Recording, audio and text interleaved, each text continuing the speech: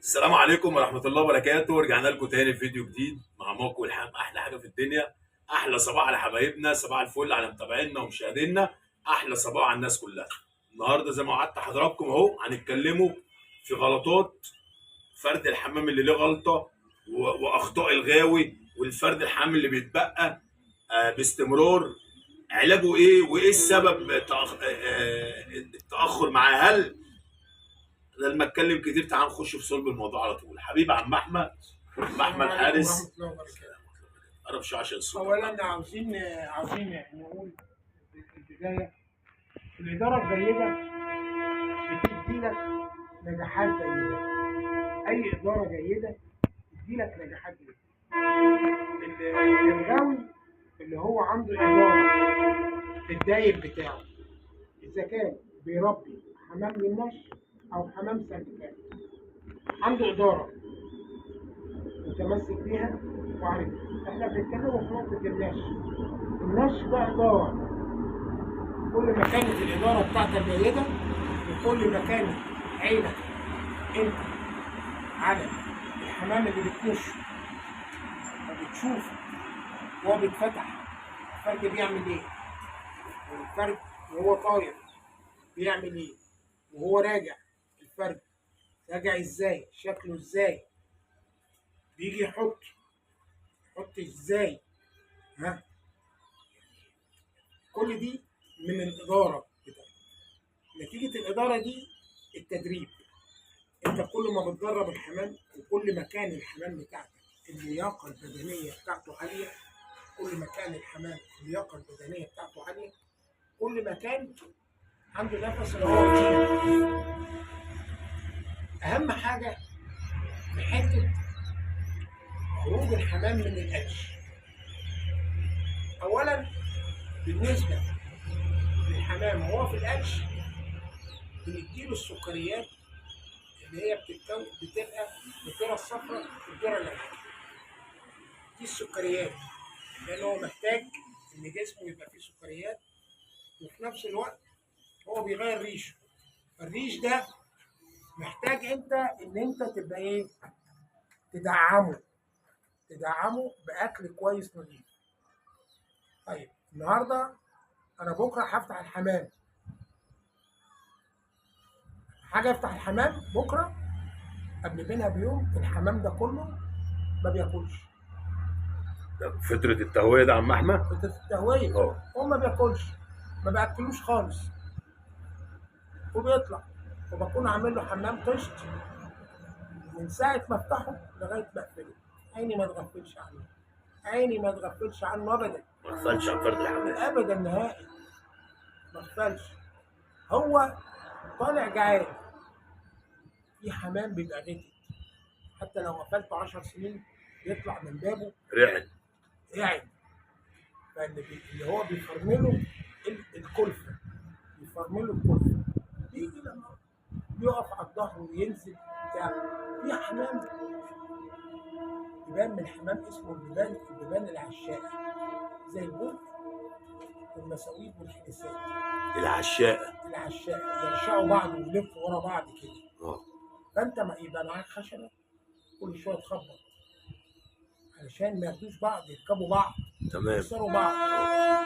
فانت بتحرص، تبقى حريص ان انت الحمام ده ما ياخدش بعض. لو على ذلك الجوع قارس عليه بينزلوا اذا كان يستحموا يوم، تاني يوم انت بتديهم نص كلفه واقل من نص كلفه عويجه، لان هو طالع من الباب نسبه الدهون عنده عاليه. تمام. هو طالع من بابه المفروض 3 واكل 4 صفرة اشهر، وبتاع المفروض 3 4 اشهر نسبه الدهون عاليه. فانت بتحرق الدهون دي. اقل حاجه بتديها له الذره العويجه علشان يبتدأ الحمام يتبرم، يبقى فرد الحمام مجرد ريش. تمام يا خالد. فهو لما بتقلل له الكلفه وبتدي له العويجه دي بتنزل الدهون اللي عنده يوم على يوم. بتلاقي فردين 3 قاموا ما بتاكلشهمش، فردين 3 قاموا 5 6 بكره، بعده 10، بعده 15، كل الحاجات دي. بتيجي انت لقيت جزء منهم ابتدى يتجاوب شويه، ان هو بيطير. اه في البدايه لما اجي افتح الجزء اللي بيطير ده، الجزء اللي بيطير ده هيطلع من الباب يركب الهواء، هيطير 10 دقايق، 5 دقايق، ربع ساعه، تلت ساعه، ولا سفرنا ولا اتطورنا، وهينزل تاني. لما بينزل بفتح اللي هو اللياقه اللي عنده لياقه بدنيه اقل، تمام يا عم احمد. بيقف.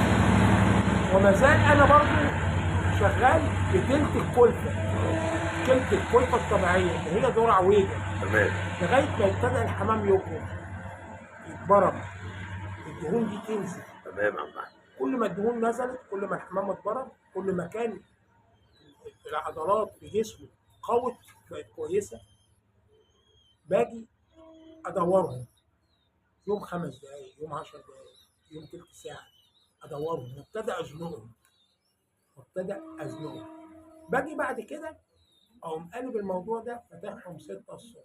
اه الاولى ان انا هرميها بقى 6 الصبح، اطلع لهم 6 الصبح اجرهم يجروا، الجو كويس سليم، يجروا ياخدوا مشوار وينزلوا ابوهم. تفتح نفسهم تاني يا عم احمد. ايوه بالطبع، لازم تفتح نفسهم في نفس الوقت، انت بتحرق الدهون اللي عندهم. انا عايز اقول لك انت معلم، دي حاجه يعني قليله عليك يا عم احمد. لا مش بجد معلم ولا حاجه. 6 الصبح دي بتناسب ميعاد الاولى. ايوه نفس اجواء الاولى. ايوه الله يفتح عليك يا عم احمد. بس نسبه الاكسجين اه النقي اليود بقى الجو، نسبه الاكسجين النقي في الجو عاليه. عاليه. فرد الحمام تفتح له نفسه. تفتح له نفسه. بيجي ما تدوروش، حطط، اكلف، بول، اقفل. ما تسيبوش على الظهر. فرد الحمام الكبير فرد الحمام الكبير من 5 دقايق ل7 دقايق على الظهر. بعد كده ببابه يتعود ان هو ببابه. انا قفلته برضه 6 الصبح. دي بدايه لياقه بدنيه، بتحلي اللياقه البدنيه بتاعته، كل يوم بتحلي اللياقه البدنيه. تاخد له 10 ايام، ال10 ايام دول بايه؟ بيكون وصل للياقه كويسه. ايوه باجي اقوم جاي عامل ايه بقى؟ بعد 6 الصبح دول اقوم جاي بعد المغرب ما تدن ب10 دقايق. بعد المغرب ما تدن ب10 دقايق. ابتدى الظلام يخش. تمام. اقوم فاتحهم يبقوا فوق دماغي، احط لهم البنديره وازنقهم. ايوه يا عم. الزنقه دي بقى بتربي له العضلات. وهو بيجري الهواء شايله، انما انت وانت زنقه الهواء مش شايله. تمام يا عم. بيقدف على جناح وجناح لا، وبعدين تيجي يعكس تاني، تعكسه نفس الوضع.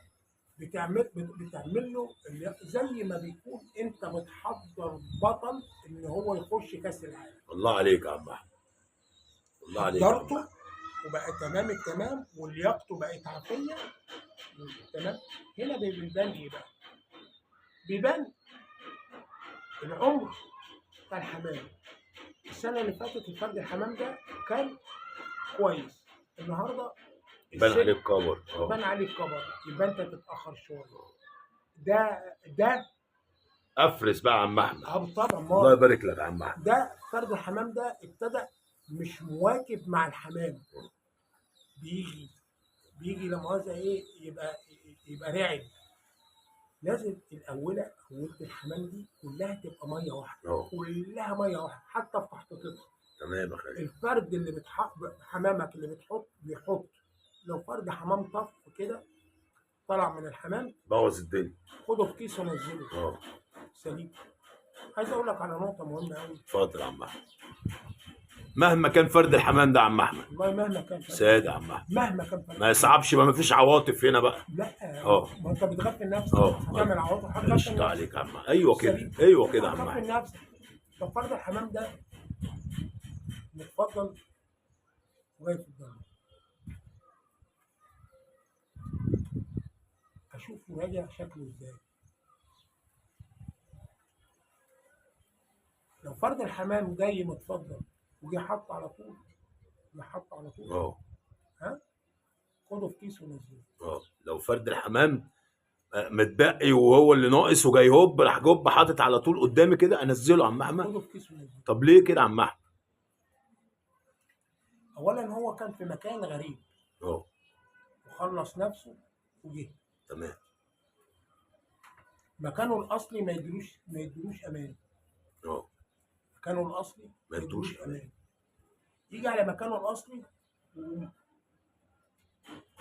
باصص للغايه وقالب 4 5 6 مرات. اللي متبقي لي بره ده المفروض يعمل كده، اللي انا ابقى مطمن له ان فرد الحمام ده نبيه. طبعا. تمام يا عم احمد. ما تجيش يا ماما احط زي البطايه كده. لا، ده هو يقلب. مره واثنين وثلاثه واربعه لغايه ما يتاكد مليون المية ان دي داره يحط.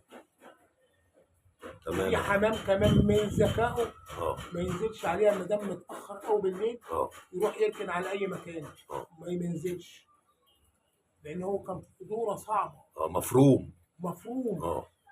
وهو هيروح بس هيروح ازاي؟ ما اقولش ده ما هو في ما انت عامل غايه صفرا وانا عامل غايه صفرا ومتشابهين، بس هو ناصح، هو عارف بتاع ومحدد الريح بتاعه. ما يجيش ينزل كده، يفضل يقيسها ويفضل يعمل كده ويبص لها وبتاع، ويعمل ايه بقى؟ ما ينزلش على الارض. ينزل فين؟ في الارضيه على طول، لان هو لما طلع وهو زغلول كان بيقعد في الارضيه. قشطه عليك يا عم احمد. هو طلع وهو زغلول. الخبره يا جماعه بتتكلم هنا، اكتسابات الخبره هي اللي بتتكلم. وهو زغلول كان بيقعد في الارضيه. طب عم احمد دلوقتي انا بقى فرد الحمام بتاعي ده على طول بيتبقى زي ما قلنا بيتبقى على جورج، اعالجه ازاي ده وايه السبب؟ بص، دي ادارتك. دي ادارتك. فرد الحمام ده اولا عايز اقول حاجه في نقطه. اتفضل.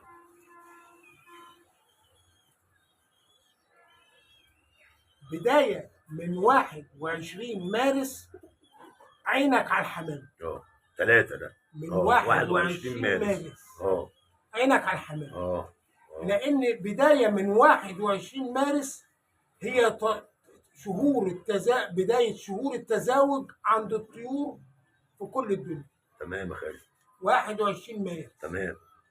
الشخوره بقى دي. حلو. فانا لما اجي افتح ما افتحش والشمس عاليه، لازم الشمس تسقط خالص. تمام. وافتح الحمام. دي البدايه. النقطه الثانيه ان في حمام بيعمل ايه؟ زي انسان شراني ماشي بيقول يا رب ارزقني معاك، ويطلع من ده يخش في ده. في حمام كده. ايوه، في حمام كده. في حمام كده بيقول يا رب ارزقني معاك. خدت بالك؟ ويطلع من عند احمد جبت اخرك. سليم خلاص. ده اللي عندك. السلام عليكم. ويطلع من عند احمد يخش على محمد. ويطلع من عند محمد يخش على حسن. هو غاوي كده، دماغه كده. هو بيقول يا رب عاركك. انت مش انا فرد حمام وانت راجل عندك مخ. بتحداك. ويطلع وفي الاخر بيجي لك. ده ما تخافش منه. تخاف منه لو هو بيتبقى على جو معين. لما بيتبقى على جو معين زي ما بيكون انا مثلا قاعد وانت بتعدي كل يوم عليا، تعدي بقعد على القهوه تعدي، فبسال صحابي مين ده؟ ده اسمه احمد بن ساكن جديد. يوم على يوم انت بتقول سلام عليكم. اصبح فيه ايه بينا وبين بعضينا ايه بتاع عليكم السلام، ما تيجي يا عم تقعد معانا شويه. لا والله مستعجل. بكره معلش سيبنا النهارده. اصبح فيه كلام بينا وبين بعضينا. تمام. اصبح فيه حب. اصبح فيه عيش. المره الجايه هتجيب كرسي وتقعد معانا. هنا انت بتبص لفرد الحمام ده بيتفضل على فلان؟ لا، بيتفضل على فلان. فلان بيلعبه. لا ما ينفعش. خلاص. اعمل ايه بقى يا عم احمد؟ اغير السكه. اغير السكه. افتحه تانية مع سكه عكسها. تمام. افتحه تانية مع سكه عكسها. مش هخليه ياخد مع جورج انا النهارده. لا خلاص بقى. مع التانية انت مثلا انت واخد في الغرب، خدت بالك، التانية انت بتخش الشرق. تمام. سليم. يبقى اذا هو ما خدش. تمام. يوم على يوم هينسى العشق ده اهو. بينسى. تمام. في ناس تقول لك امسك كلفته. لا فرد الحمام ما يتمسكش كلفته، لان هو بيشقى. طول ما انت بتشقى عاوز لما عيالك في البيت يحط لك اكل تاني. تمام. انت بتشقى. حطيت الحمام من 5 دقائق ل7 دقائق الفرد الثاني لازم يبوبه في الوقت ده، مش اكتر من كده. لا سليم. الحمام يتحطط في الضلمه ويتدور على الضلمه. في الضلمه يتدور على الضلمه، ما تدورش الحمام على النور. ليه بقى؟ بيتكم في سلمه مكسوره بس الدنيا ضلمه. بس انت حافظها. تمام. غير لما يكون النور منور انت طالع على السلم. تمام. ما انت شايفها. انما لو الدنيا ضلمه وانت حافظها هتخطيها. صحيح. وهتعرف. فرد الحمام ما يدورش على النور ابدا، يدور على الضلمه. تحطيته تبقى في الضلمه. يحطط، وبعد ما يحطط 5 دقايق او فاتح البيبان. قواعد الغيه ده عم احمد. امال لما اجي انا بحط مزقه مثلا في الزاويه. مزقه في الزاويه. لما اجي افتح الحمام اجيب معلق واحطه على المزقه دي.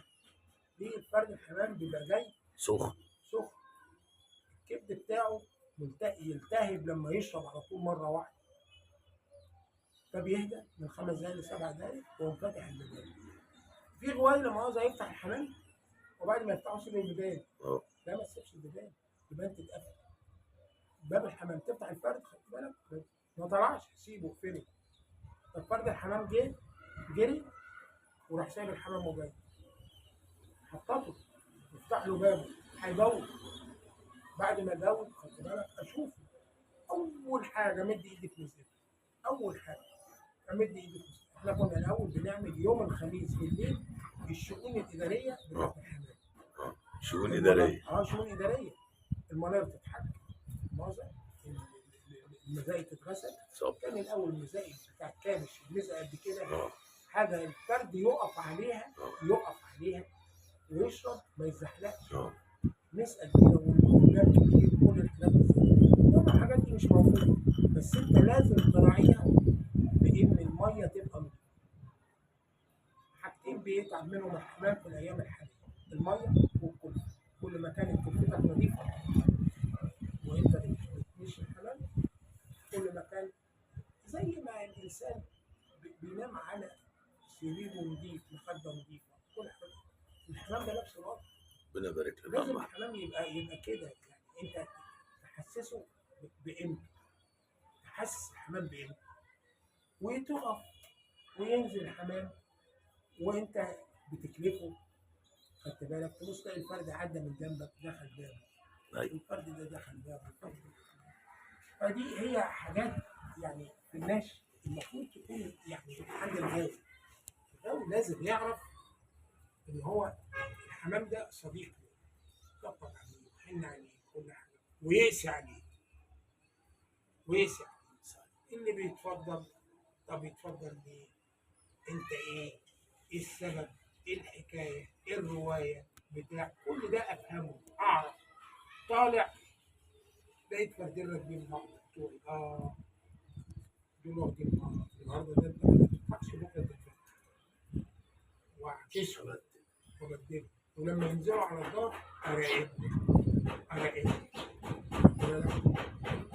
ادهمش فرصه ثانيه. لا ما ادهمش فرصه. اذا كانوا قريبين اغير ببالهم. كل الحاجات اللي زي دي. فخلاصه الكلام ان هوايه الحمام اداره جيده مع شخص فاهم بيطبق القواعد بتاعتها وابتدى ان هو يتعامل معاها. وكل ما كان دي عموما بالانسان، كل انسان ما كانت خبرته اعلى واستفاد من اخطائه كل ما كانت نجاحاته اعلى. ما استفادش من اخطائه هيبقى محبط. الله ينور عليك يا عم. جزاكم حبيبي. الله كل خير وربنا يبارك في عمركم. حبيبي يا عم. وارجو ان احنا نكونوا ضيوف خفاف عليكم. والله العظيم يا جماعه، والله العظيم مدرسه. انا قاعد بتعلم كاني بتعلم من اول وجديد والله. يعني في واحد بتتوه منك حاجات، بس بص بقى الشويه اللي هو قالهم عم احمد عايشني وقت التهويه، وخصوصا احنا برضو ايه يعتبر داخلين عليها كمان شهرين ولا حاجه. فرد الحمام لما بياخد الذكر ياخد يعشق ذكر، وفرد الحمام مش من مصلحتك ولا مصلحته اللي هو يطول على الظهر. نشوفكم ان شاء الله على خير بامر الله في فيديو جديد، والسلام عليكم ورحمه الله وبركاته.